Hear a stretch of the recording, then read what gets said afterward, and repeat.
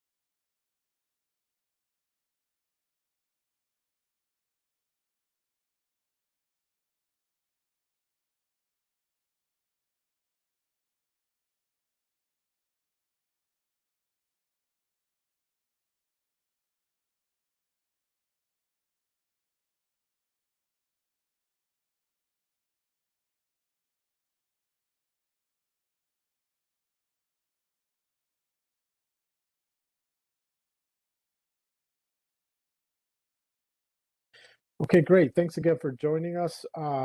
This is the third technical assistance webinar we're delivering for the Illinois Works Pre-Apprenticeship program NOFO that was released last week on the 18th. Today, we're going to be specifically discussing GATA and GATA requirements for you to successfully apply for this grant opportunity. I'm Norman Ruano, and I'm the Deputy Director of the Office of Illinois Works at DCEO. And I thank you again for taking the time for being here with us today. Just a couple of items before we proceed to hand it over to the presenter today. If you want to ask a question, you could do so by unmuting your line whenever you're given the opportunity to ask questions, or you can certainly ask your question by using the chat feature of this platform, which is located on the right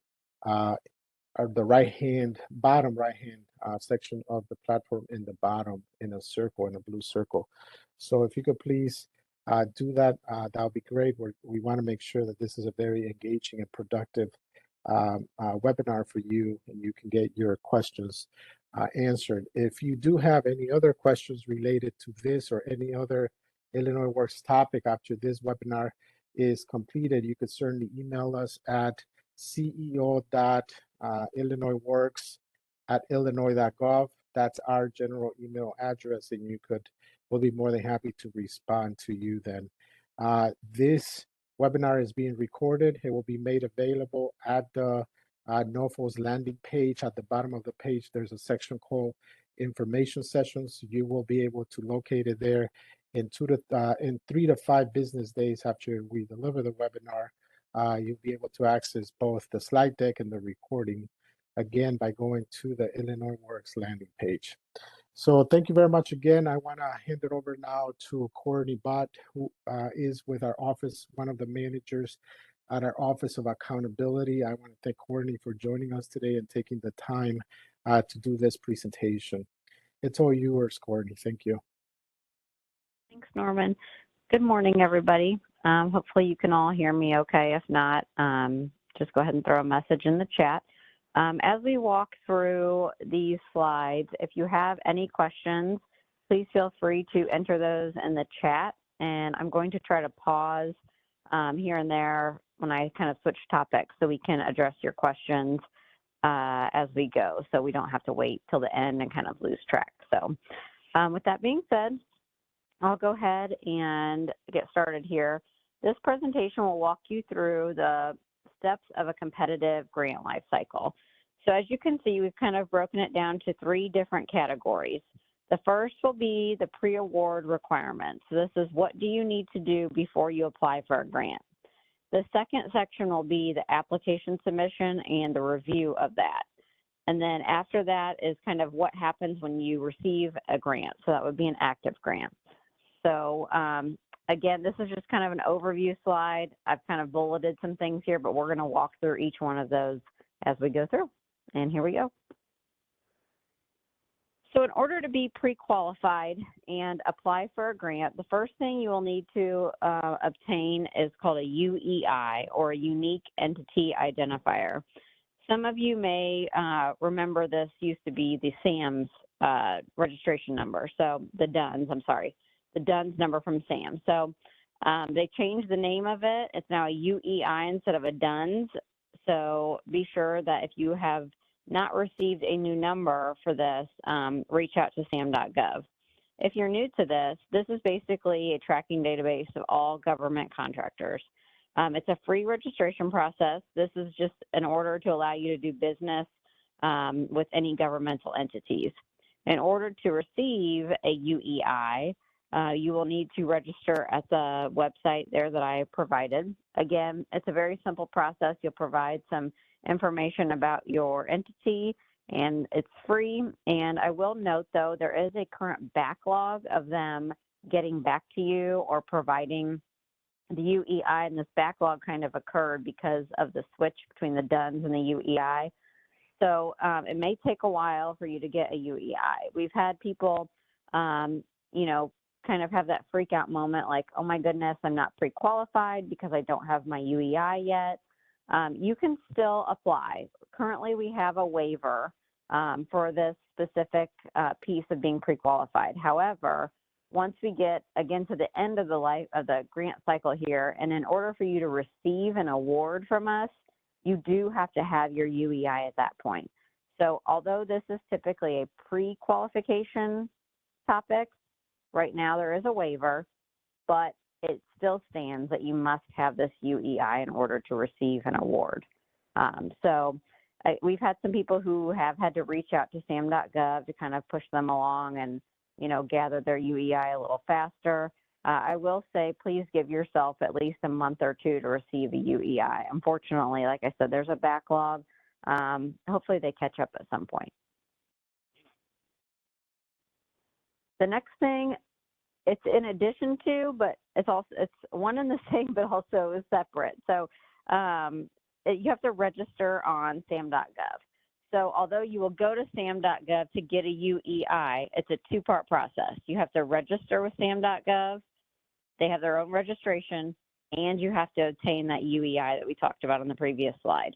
So what SAM.gov registration is basically it's a central registration point for all government contractors. However, this piece includes whether you are on a federal stop pay list.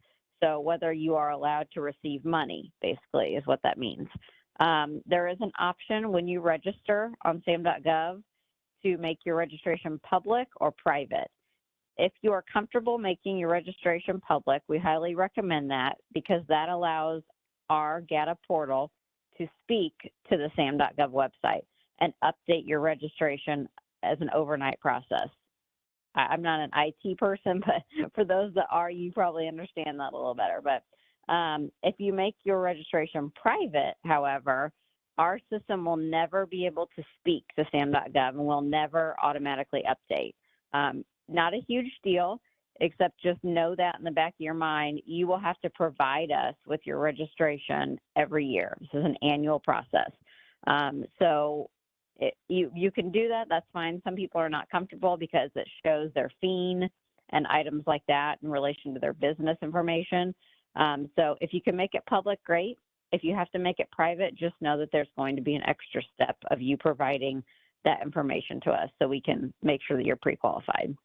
And again, and same thing as UEI, anything on SAM.gov is a free registration process. The next thing will be what's called a certificate of good standing.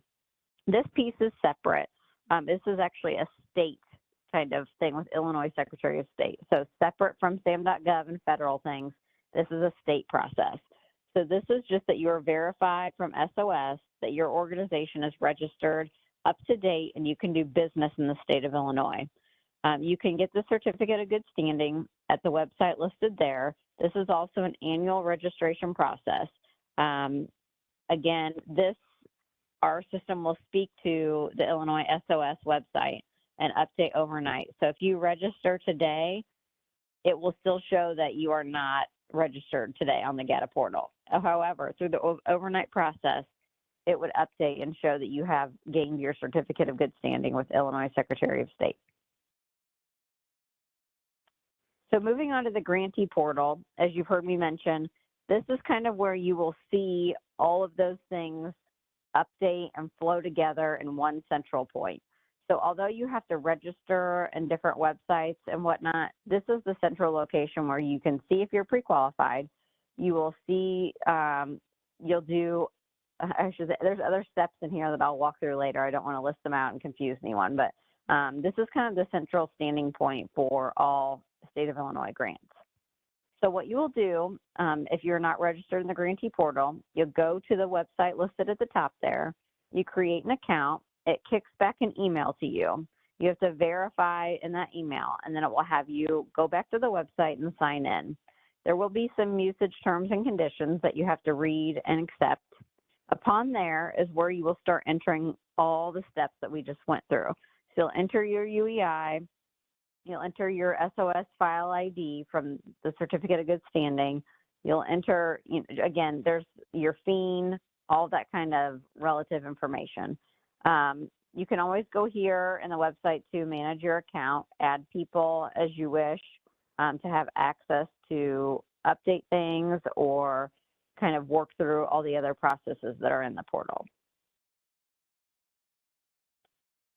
So all of this, again, is under the umbrella of being pre-qualified. So you must be registered in the GATA portal and pre-qualified to apply for a grant. So pre-qualification, again, it's dynamic, it's updated nightly. The things that you will need for the GATA portal to become registered in the portal and pre-qualified, you'll need your FEAN, your UEI, your SAM registration, and your Illinois Secretary of State. Again, all these things are automatically verified by the system as an overnight process. When your status changes, so if you logged in today, as I mentioned, some of these may say not found because it will take the overnight process to update. Tomorrow you get an automated email that will tell you your qualification status has changed. So that would trigger you to go in and kind of see, and what you'll see a screen similar to this. It'll tell you what you're still missing or what's good. So as you can see down here, this person, their Illinois Secretary of State is not found. Maybe they typed it wrong. We have some people who, if there's a 0 on the front, sometimes they forget to type that. So if you do get a SOS ID with a 0 on the front, be sure to enter that. Again, SAM.gov account and FEAN, those things, maybe it's just taking longer to verify those, but keep checking this to make sure. Please don't assume that just because you enter your information in the GATA portal and maybe you know you registered at SAM.gov, you know you have a UEI, and you know you registered at SOS, and you feel like you entered them all correctly. Please continue to check this system because as with all IT systems, there can be glitches. So just know that this is the screen that we go by, whether you're pre-qualified or not. Even if you have your SOS, Certificate of Good Standing, in your hand, if the system is not showing that it's in good standing, there's no way for us to check that when we go through and check all 200 applicants of a grant. These are the screens we use. So again, just keep an eye on this and make sure that you're getting those automated emails. Also, in addition to the UEI, the SAM, and the SOS, as you saw on the previous screen, it'll show whether you're on the Illinois Stop Payment List. This is nothing that you need to enter per se. This is something that our system speaks to the comptroller and so forth with whether you are up to date with maybe your other possible grants with other state of Illinois agencies. So you may be on the stop payment list if, for instance, you're not meeting the terms of past grants with the state of Illinois, or maybe you haven't submitted reports, maybe you haven't submitted your audit. It can be a various list of things. So you will receive notifications for anything with this, non-compliance, stop payment list, everything. Again, this is dynamic.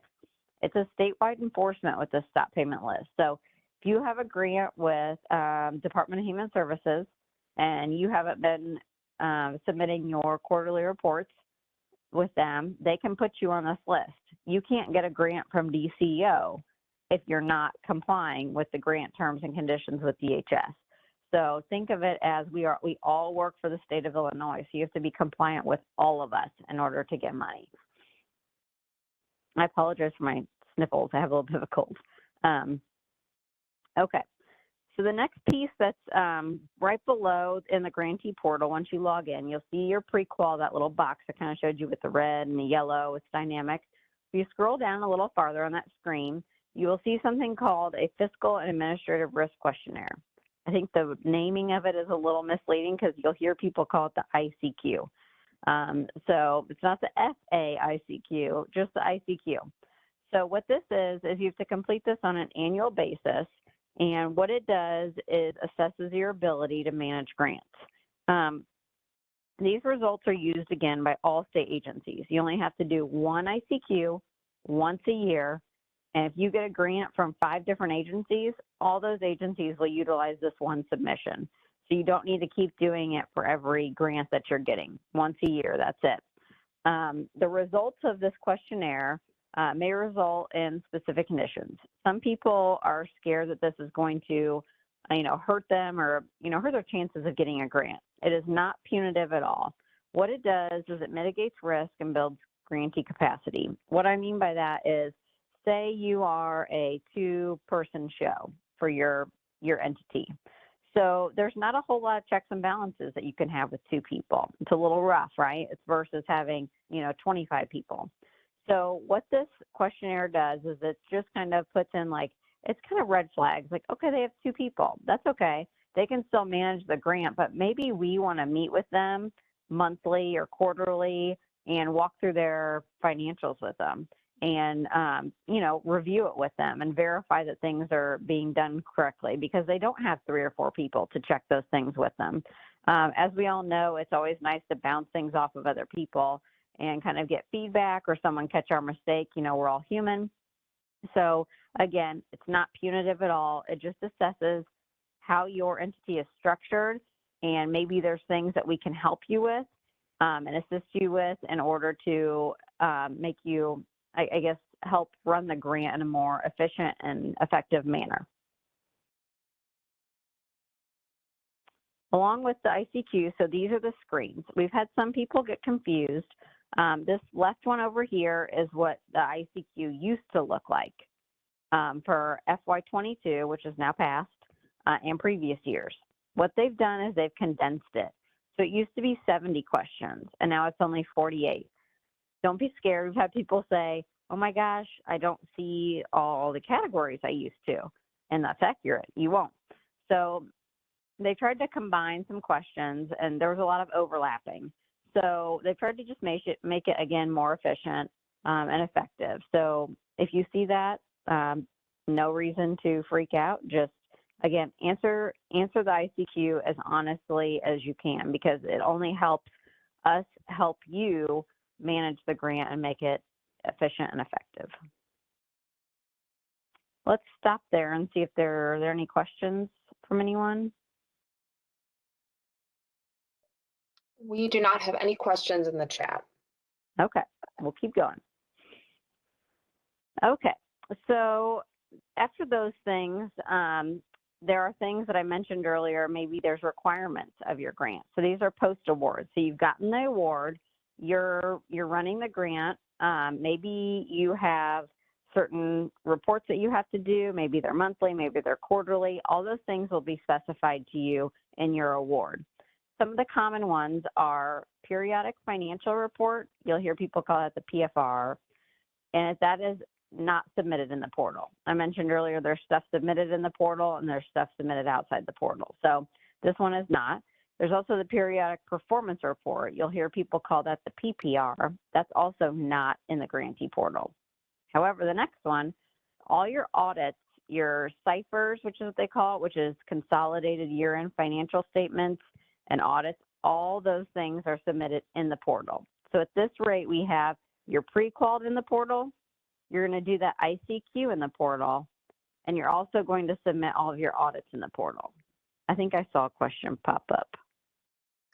Yes, we have a question from Kristen. She's asking, how do you go about getting a waiver if you do not receive your UEI before grant deadline? Good question. So no waiver per se. It would be probably in your best interest. We are able to actually attach a note in the grantee portal, as are you. So we've had some grantees put a note in there that submitted for UEI on 9/1/22, but haven't received yet. But I've had some grantees, which is very helpful, submit a screenshot of their submissions to sam.gov for their UEI, and not just to me, but also to the program people. So I think Norman said earlier the email was ceo.illinoisworks@illinois.gov. So if you would submit it to the program folks there, they will know that, you're in the process of obtaining that UEI, so not to kind of cross you off the list that you haven't done that step.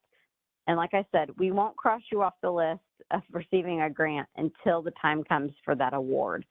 We'll just make it simple. Say you're the highest scoring applicant of all the 200 submissions, right? But you don't have your UEI in the system. So it's showing UEI not found. So we would likely reach out to you and, ask, A, have you applied to obtain your UEI? And B, do you have it? Because some people forget to go back in the portal. Maybe they got it in the interim and they just forgot to go back in the portal, because it'll send you like I can't remember, 10 or 12. It's an alphanumeric. I think it's 10 or 12 characters. So some people receive it and forget to go back in the portal if they mark their registration private. So if you mark it public, then it'll automatically update in our system. So there would likely not be a problem of you going back in. But if you mark it private and you apply for the grant and you just kind of walk away from it, we will reach out. We won't just, again, cross you off the list until we, walk through that piece. But it's always just, I say, over communicate. So if you submitted for it but don't have it, communicate with the program folks and keep them up to date. And as soon as you do receive that, notify them as well. And again, keep checking the grantee portal to make sure that it updates. There can be glitches. And again, if you do mark it private, that is on your responsibility to make sure to get that information to us.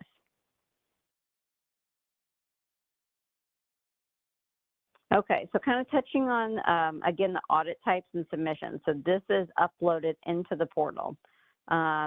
This can vary vastly from grantee to grantee.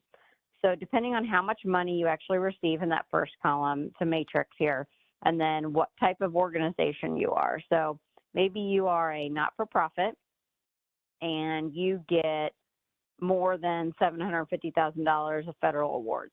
So you would have to do a single audit. Let's say you are a for-profit and you get less than $750,000. That would be submit audit report if audit conducted due to other requirements. So there may be other things. Maybe the grant requires an audit. It just depends. Again, that would be listed in your award. But one thing to note, and I kind of put it down here, it's very tiny, but beginning in FY23, expenditures of direct federal awards are not to be included in the calculations, and the GAS and GAGAS audits are required. It will only be state awards and federal awards passed through by the state. So if you receive a direct federal award, you do not include that in here. It's only federal pass-through. So they have not updated this on the screen yet. They're supposed to, since it is FY23, but they have not updated it yet. So it's only pass-through now. It is not any direct federal expenditures or awards.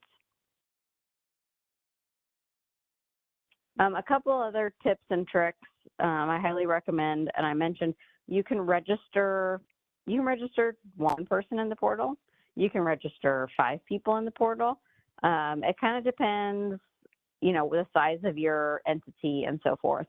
I do recommend at least 2 people if you're at least not a one-person show, because there can just be instances, as you know, emails can get lost in la la land sometimes. So it's nice to have all the automated emails be sent to at least 2 people, if not 3 or 4. You can update this, maintain and update this contact list in the portal directly. It'll be when you log in. Again, I'm trying to visualize here at the top. You kind of see your UEI, your FEAN, all that stuff. You scroll down, you'll see your ICQ. You scroll past your audits, and then at the way bottom, you'll see that there's a contact list. You can give people portal access, or they can just be a contact. So you can make it both. Maybe you don't want Susan to be able to get into the portal, but you want her to be a contact person in case we need to reach out to someone. So there's different ways to add people, give them different authority, and so forth. Again, just keep that up to date, and it allows us, when we send any automated emails out, that at least someone is receiving them. So also in that, make sure that your organization's fiscal year end date is in the portal. You will enter this when you are initially registering. Sometimes people have the same fiscal year end as the state, which is June 30. Sometimes it's 12/31. Make sure you're putting your personal fiscal year end date. So however you run your books, because this will trigger all of your audits. So if you put the wrong date in there, you will get notified to do an audit when you don't need to. So all audits are based on your personal fiscal year, not the state.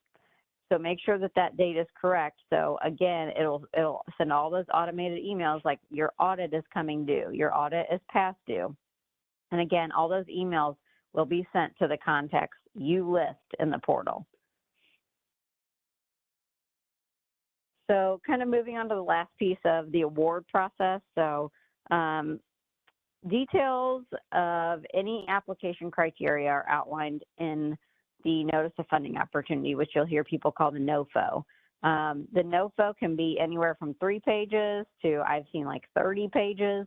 Some of them can be lengthy, but I promise you they do answer probably 99% of your questions. So like eligible expenses, or when are things due, or what all do I need to submit in my application. A lot of those things are listed. Again, sometimes it can be lengthy, but it really does behoove you probably to read over it several times. Any of these funding opportunities can be found in the Catalog of State Financial Assistance, which you'll hear people call the CSFA. I think it's on the next slide. I have a link to that, so I'll get there. But a merit review committee is established for each grant to score application. So we have people that are randomly chosen across the agency. Sometimes they are a mix of program people and random people. Sometimes we hire outside contractors to score applications. It varies really across the board from program to program. So just know that there is a team of people that scores your applications, and they have criteria that they are scoring your application off of. And all of that scoring criteria is listed in the NOFO. So you will know exactly what you are being scored on before you submit your application.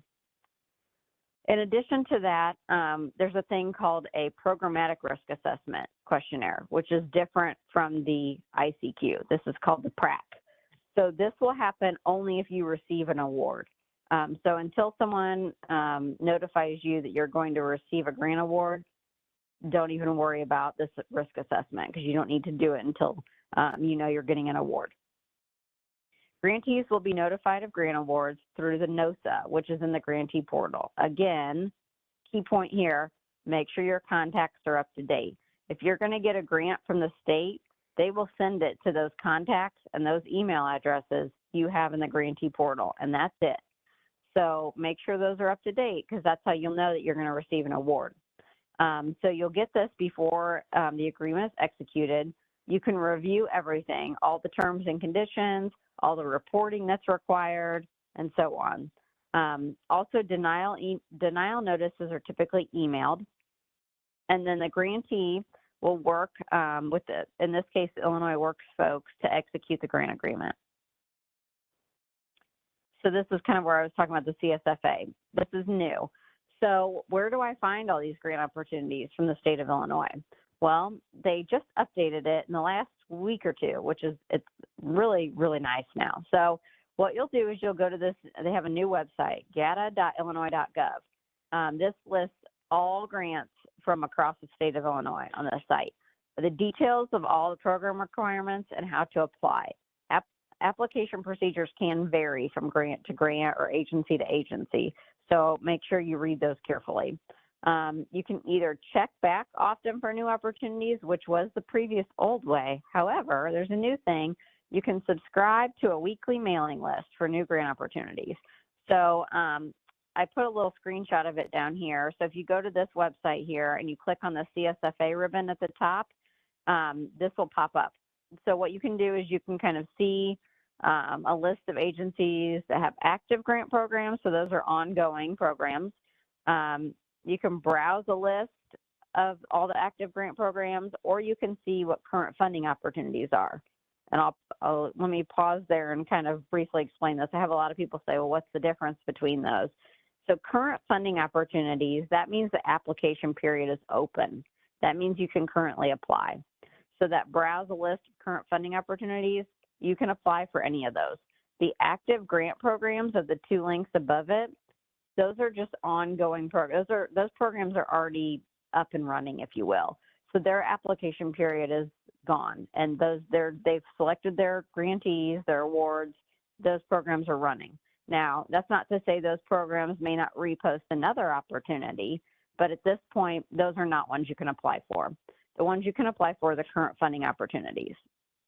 And as you can see way at the bottom there, to subscribe to a weekly mailing list of new opportunities, you'll send a blank email message and then to that email address. So that's nice, so you don't have to keep going back to the website and checking, because, you know, we all get busy in our day and we're like, oh no, I needed to go check that. So this is nice where it just kind of pops into your inbox weekly, and you can kind of see what's going on and if there's anything out there that you're eligible to apply for. One site we'd like to, you know, if you'd like to bookmark, it has a lot of good information on it, is our grantee resource site. So we've really revamped a lot of this recently and tried to provide really helpful information, I think, is the key. There's just seemed to be a lot of confusion about a lot of things. So this kind of walks you through step-by-step what you need to do to pre-qual. So instead of using these slides, feel free to go to this website and check out that step-by-step kind of thing. And then there's also the State Grantee Portal New User Guide, and that is actually put out by GATA. So GATA kind of runs the GATA across the whole state of Illinois. So they just put out a new user guide, and it has a lot of good screenshots in it because a lot of things kind of got updated, as I mentioned, like the ICQ change and so on. So it has all those new updated items in there. Also, this page specifically lists all of our internal DCEO grant opportunities, so agency specific. So you can see what's kind of going on at DCEO and if there's anything that you'd like to apply for. This slide is more kind of probably for you to, if you'd like to print out or just kind of keep. This kind of just shows what is in the NOFO. So what is this NOFO going to tell me? Again, kind of, I said, it can be 3 pages, it can be 30 pages.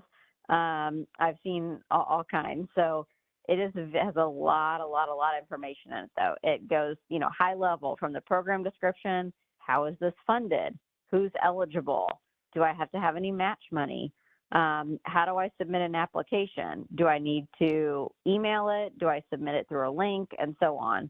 It'll tell you the day and time you have to submit, any kind of restrictions on the funding. So maybe you can't purchase a certain item with this funding money. So all those things are listed in there. Any kind of application review. So again, as I mentioned earlier with the criteria, you will know exactly what the merit review team is going to review and score you on. So, and how people will be selected. Maybe we're doing kind of using regions of the state. Maybe we're only going to choose 5 grantees from each region or something. All those specifics will be listed in the NOFO. Again, any award administration. So when do you anticipate to give out the award notices? Any requirements, and also, again, any reporting that goes along with those awards. It will give you a contact name for the NOFO, and then, again, any other applicable information. So a lot of people say, well, how do I get my money? Because that's always the golden question. So how do grantees receive their funds? State-funded grants are typically paid out as a reimbursement.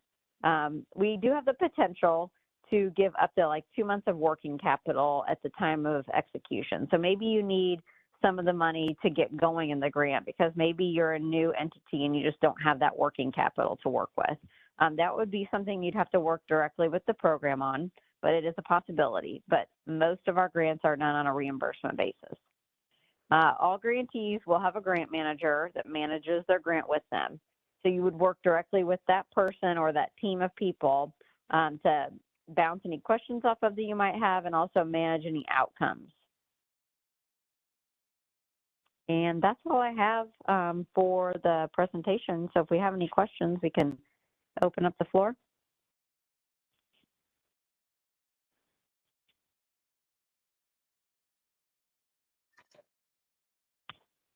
I'm not seeing any questions in the chat quite yet. If anybody has questions, please feel free to unmute, put the question in the chat.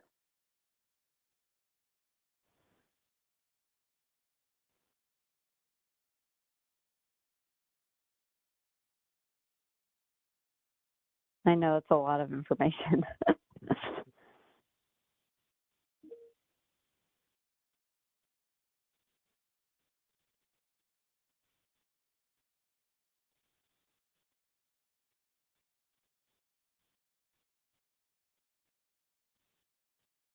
We don't see any questions in the chat, or nobody is asking any questions. So we'll just do one final call on that.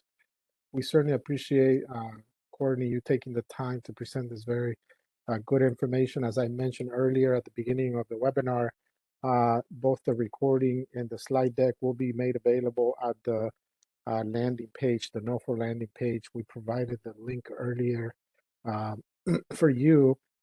So we really appreciate the presentation.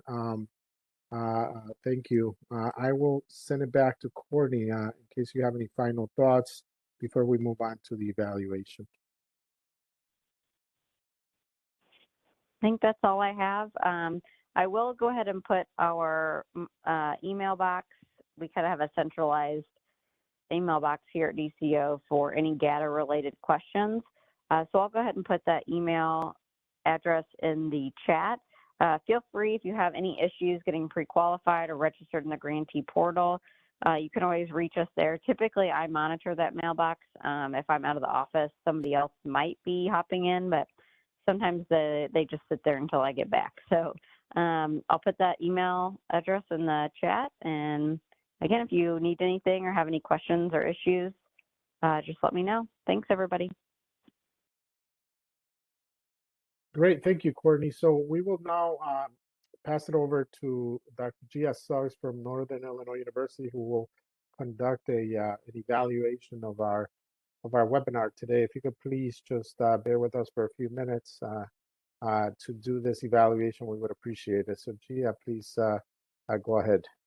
Great. Thank you so much, Norman, and thank you, Courtney, for that really awesome and informative presentation. So if you all could, we would love to hear some feedback from you. Your feedback is really important. It helps us design the most effective programs for you in the future. So this will only take a second. There are only a few feedback questions. As you can see, there is a website here on the screen. Christine is also going to drop this information into the chat, because that might be easier. When she puts it in the chat, you can just click on it from the system that you're on, and it'll automatically bring up that website. And then put in the code that you see here on the screen, 86372780. The website is www.mentee.com. Again, it is also in the chat. And the code is 86372780, and this will allow you to share your feedback with us.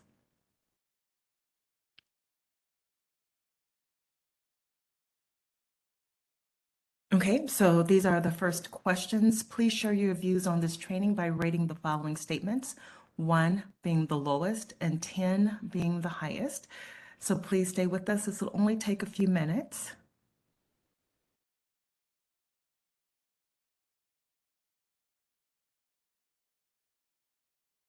And if you're not logged in yet, the website Mentee, and the code is available to you in the chat.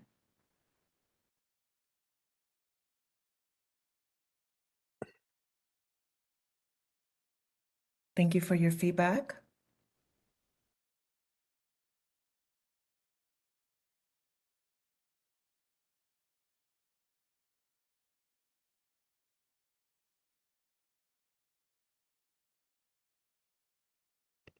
Okay, the next question.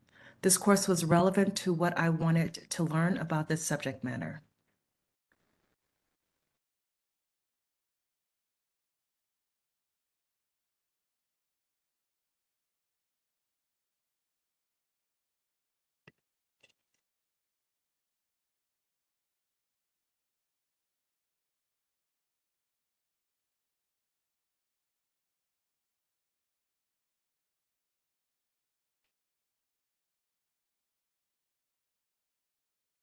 And while you are responding to this question or still trying to access Mentee, there is a question in the chat. Courtney, are you available to answer an additional question? Yep, I was actually just writing him back. So, Ken, as far as the SBDC trainings, I was just actually looking at my calendar. I'm not sure if we held one in August. I know we had one in July, but typically they reach out directly to me, and then I, set everything up with them for a training, but I haven't heard from them in a while, so maybe I can reach back out to them. But yeah, we were doing those monthly. So, but again, if there's ever anything that you need, just individually, you can feel free to reach out to me at the CEO.GATA mailbox as well. Okay, great. Thank you.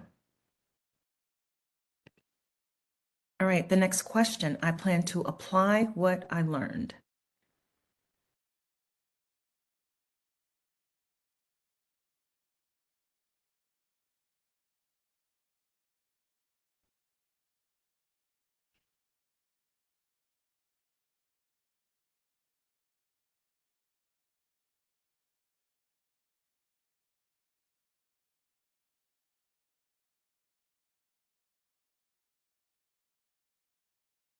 All right, what improvements might you recommend? So anything that we can do different next time that will make this an even more positive experience for you.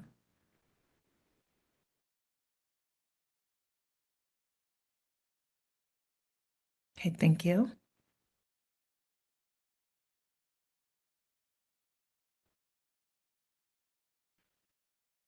Okay, great. Thank you.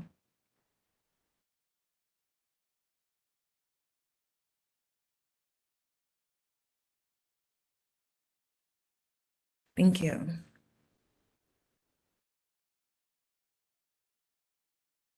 Okay, thank you for the feedback around the PowerPoint. And just to let you know, it'll take about 3 to 5 business days, but this presentation will be available at the 2022 NOFO website. And in addition to the recording, there will be a copy of the PowerPoint if that would be helpful. Great work. Thank you. Okay, what did you find effective? So if we make changes to the program, what do you recommend we keep?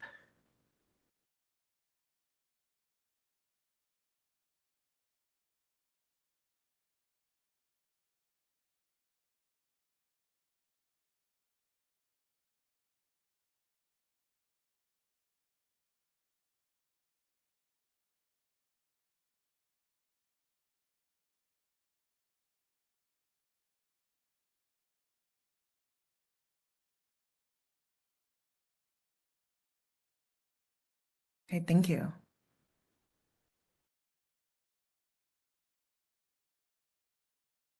All right, one last question. Is there anything else about this course you think we should know? Anything that we haven't asked about, but you think the feedback will be valuable?